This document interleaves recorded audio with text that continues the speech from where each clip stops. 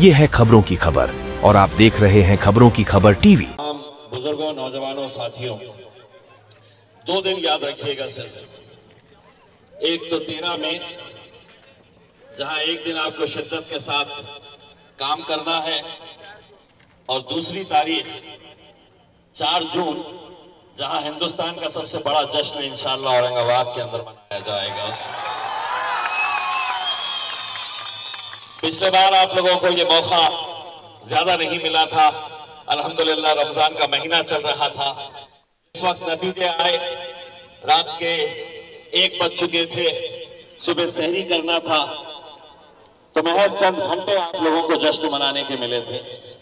लेकिन इस बार मैं आपको यकीन दिलाता हूं कि नरेंद्र मोदी भी हैरान हो जाएगा कि औरंगाबाद में ऐसा क्या है कि 2-2 दिन तक इंशाअल्लाह जश्न हमारा चलता रहेगा।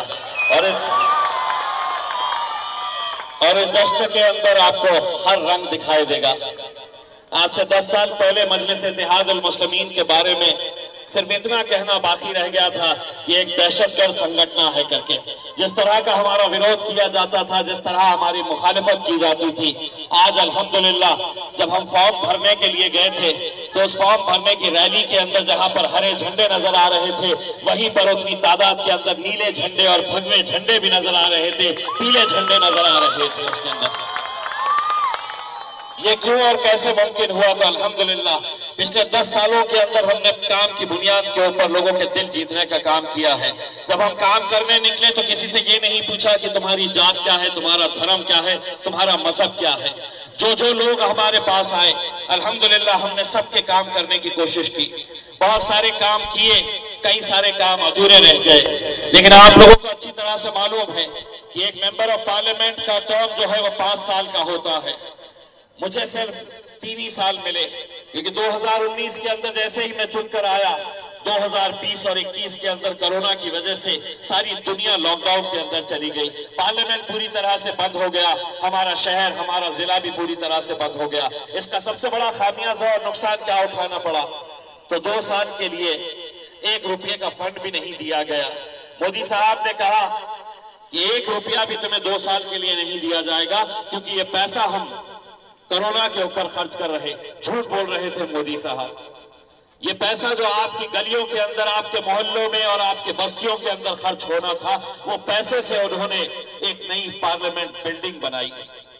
वो पार्लियामेंट बिल्डिंग इसलिए बनाई ताकि उनके एमपीज बड़े आसानी के साथ, बड़े आराम के साथ वहां पर सोफे के ऊपर एयर कंडीशन के अंदर वहां पर बैठ सके।